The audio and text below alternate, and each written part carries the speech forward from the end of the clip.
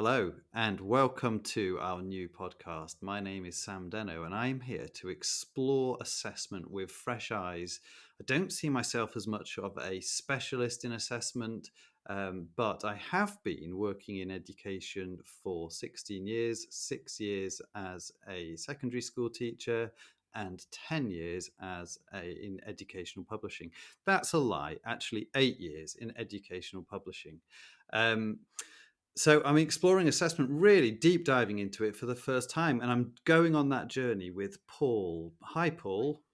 Hi Sam, so a little bit about me. I'm Paul. I've been in primary education for over 15 years now, working across different schools from EYFS through to Key Stage 2, working from all the way down as a teaching assistant through being a teacher into leadership.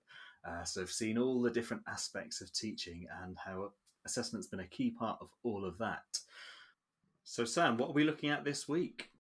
Well, we're going to be looking at definitions of assessment and thinking about actually what it is. But before we get onto that stuff, let's have some music.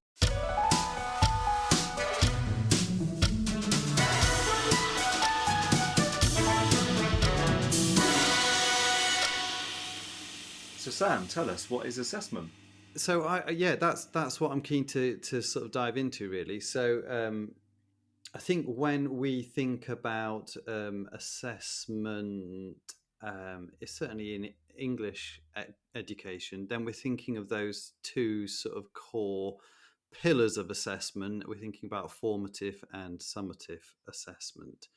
Um, and I suppose the way that, as I've been doing a lot of reading around that and sort of thinking about the pros and cons and the benefits and wherefores and whyfores, um, I have sort of come to. Do you remember Celebrity Deathmatch, Paul? Hmm. that means. Does that mean yes or no? What is it? It was something on. I think it was MTV where the idea was, what if you put two celebrities in a ring together and they fought to the death? Who would come out on top? Um, and it was awful. It was rubbish, but it was like an animated, plasticine animated versions of famous people, and they would just like fight. And then it was like, oh, Madonna versus Michael Jackson in the ring. Who would come out on top? And that, I think, has been my approach to formative and summative assessment, in the sense that I've thought, okay, so we've got these two concepts. Which one is most effective? And now, of course, as we sort of explore this, actually, it's not binary. Like they both coexist, and they both are likely to coexist for a long time. But I sort of was thinking about it in those terms. What is better? What is more effective out of those two strategies? So if you think about it as a boxing ring or a wrestling ring, so in the one corner, then you've got a formative assessment, which is kind of a thoughtful, strategic kind of form of doing it. And then in the other corner, you've got a summative assessment, which is like an insensitive battering ram, which is also a means to gather data on students, or for students to gather data on themselves. So anyway, that's kind of how I've approached it. Unpack it for us then. What is formative assessment? What does this look like in the classroom? Yeah. Okay. So formative, I suppose, it's formational. So it comes from as the word suggests, it is formational. It is part of the learning cycle in a classroom. So a teacher teaches, a student reflects. Teacher teaches, student reflects, and it might be that the teacher is a big part of the student reflection. Or it might be that the student self-assesses or peer assesses, and it's that reflection which I suppose is the formative assessment. Um, so you could see it as a partnership between a student and a teacher, or yes, a partnership between a student and a teacher as part of that learning cycle where the pupil is always learning as the lesson goes on. They're always sort of learning and reflecting and using that reflection, that assessment, self-assessment or teacher assessment to then shape their further learning from that point. So, how does that look in a classroom? So, it might be like just something as simple as hinge questioning. So, a teacher might ask a sort of very a well aimed question at a bunch of students, and they will use the responses that they get as a means of teaching or reshaping their teaching to make sure it's kind of um, well, not necessarily reshaping their teaching, but to make sure it is hitting the mark with the students and helping them to progress. It might look like peer assessment, it might look like self-assessment, it might be a mini plenary, it might be a quiz in the middle of a lesson where the teacher says, "Okay, here's some questions," and they can then base their onward teaching on that. So it is that sort of that learning cycle of learning and then reflection. So are you saying it's essentially then, as the teacher or as the student, you're just gathering information as to where you're at in relation to meeting kind of the key concepts or the key understanding or the key skills, and then either you as the student realize what you need to work on, or you as the teacher kind of realize what things you need to change to improve what's going on for the students. Is that right? Yeah, exactly. And there was that. So you sent me, Paul, that definition of assessment that you found on some etymology website, didn't you? What was Hmm. that? I mean, that was fascinating. Where actually we discover that the word assessment just comes from the Latin word assidere, which means to sit down beside. And this idea that as a teacher, you're coming alongside students, or even as, I suppose, a peer in peer assessment coming alongside students, which I think is absolutely quite fascinating, isn't it? Going back to the idea of formative and summative, do you think that applies to both scenarios? Well, I would say not, no. So actually, when we get to summative, actually we've kind Hmm. of we've forgotten we've left that sort of route behind, haven't we? And actually, so summative then is the summary of the learning, the end of the learning is what we see in at the end of key stages. So key stage two SATs, for example, GCSEs are that summative assessment, and it's very much the assessment that is used for the grading or benchmarking of a student. So we've got this idea then that formative is all about informing where we're at in the learning and taking action. We've got this idea that summative is then kind of summarizing where we've got to, and there's not necessarily action off the back of that.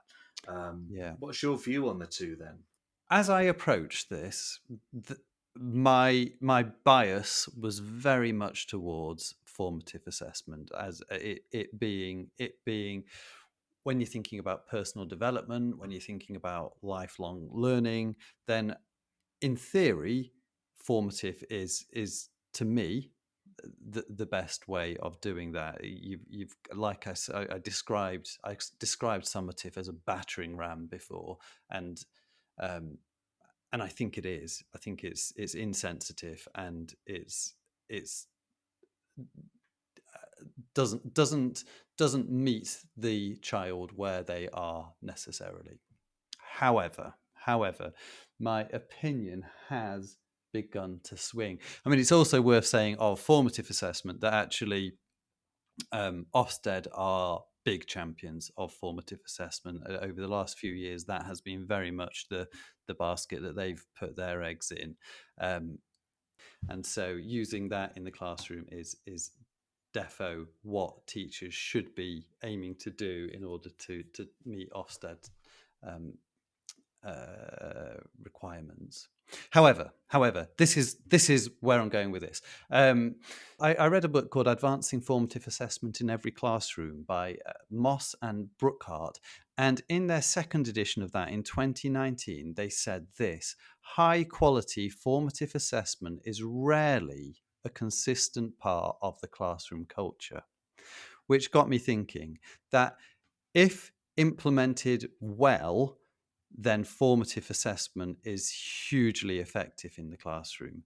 But how many times have we experienced it or seen it or been aware of the fact that actually formative assessment is not always implemented well? As Moss and Brookhart say, actually, It is rarely a consistent part of the classroom culture. And of course, that's because you have all sorts of factors in the classroom. You've got situational factors with disengaged students. You've got the implementation of formative assessment by teachers who may or may not know actually how to use it to its most effective. And that will result in, actually, if formative assessment is used badly, then that results in just everybody wasting their time. On the other hand, with summative assessment, it's difficult to get it wrong. You just stick a test in front of people.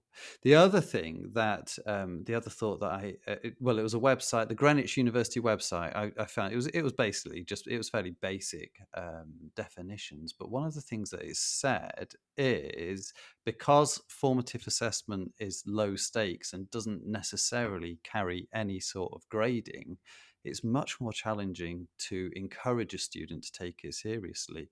So a student can just brush it off.